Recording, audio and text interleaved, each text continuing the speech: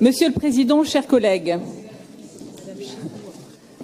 à la lecture de ce PRPGD, un peu roboratif, il faut le reconnaître, et en comparant le tendanciel de l'évolution des tonnages de toutes les formes de déchets au scénario présenté, nous percevons bien que les objectifs du plan seront extrêmement difficiles à atteindre dans le calendrier très contraint 2025, au mieux 2030.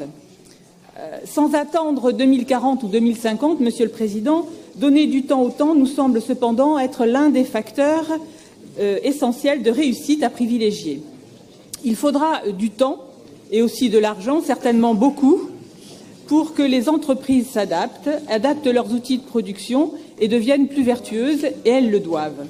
Et ce n'est pas la mise en place d'une redevance incitative, comme il est indiqué, ou d'une redevance spéciale pour les déchets non ménagers qui participera à limiter les déchets, mais je pense qu'elle participera à coup sûr à augmenter les dépôts sauvages dans notre belle campagne, ce que nous constatons d'ores et déjà.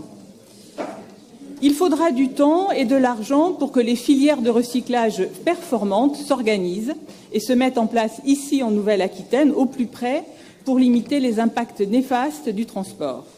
Et quand j'évoque la création de filières performantes, je ne parle pas des installations de ressourceries que l'on voit fleurir ici et là, qui sont fort sympathiques, mais qui en réalité ne sont que des puces relookées, revisitées à grands coûts d'argent public et sans lesquelles elles ne pourront perdurer. Il faudra aussi du temps pour imaginer et trouver, grâce à la R&D, des solutions pérennes, efficaces et surtout économiquement viables. Du temps pour que l'économie circulaire prenne tout son sens et participe à traiter et à donner une nouvelle vie à tous ces déchets dont nous ne savons actuellement que faire et qui, faute de ne plus pouvoir être exportés vers l'Asie, s'entassent dans des hangars. Quelle solution dans l'immédiat? Nous n'avons pas trouvé de réponse dans ce plan. À la lecture du préambule, pourtant, un espoir était né car il y est écrit, je cite, « un plan porteur d'innovation, de R&D, de développement économique au service de la prévention et de la réduction des déchets ». Mais en réalité, Monsieur le Président, nous avons eu beaucoup de mal à trouver dans ce document cette grande ambition d'innovation. L'économie circulaire, ma collègue Christelle Chassagne le disait tout à l'heure, n'y est évoquée que par des généralités et sur quelques pages au niveau du chapitre 9, à peu près 10 pages. Pourtant, le développement de cette économie circulaire innovante doit être une priorité dans cette région, dans cette gestion des déchets, et une direction à prendre de toute urgence. La région, chef de file, vous l'avez rappelé, doit s'impliquer avec force et détermination pour créer et soutenir un modèle économique à forte valeur ajoutée et surtout performant.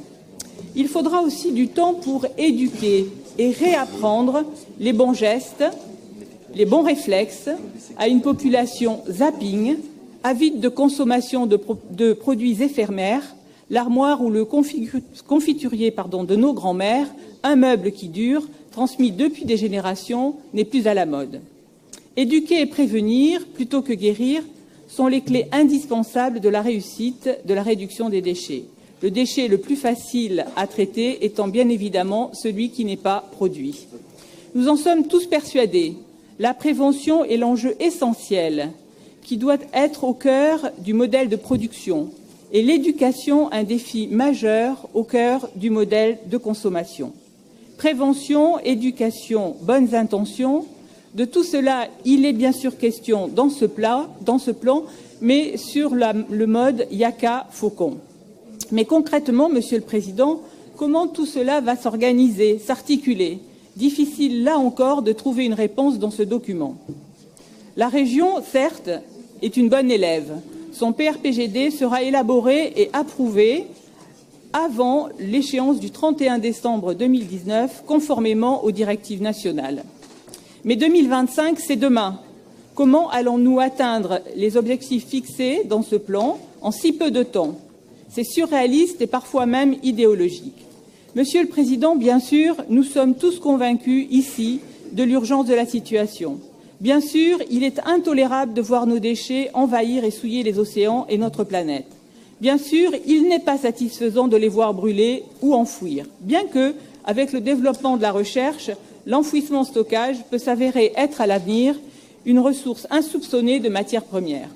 Bien sûr, il nous faut agir vite, mais sans confondre vitesse et précipitation, et surtout être vigilant, car l'absence de pragmatisme, de réflexion approfondie, d'analyse pertinente et objective pourrait nous conduire vers des impasses environnementales néfastes et donc contraires aux objectifs souhaités.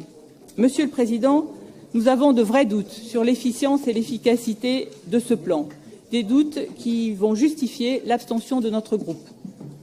Merci.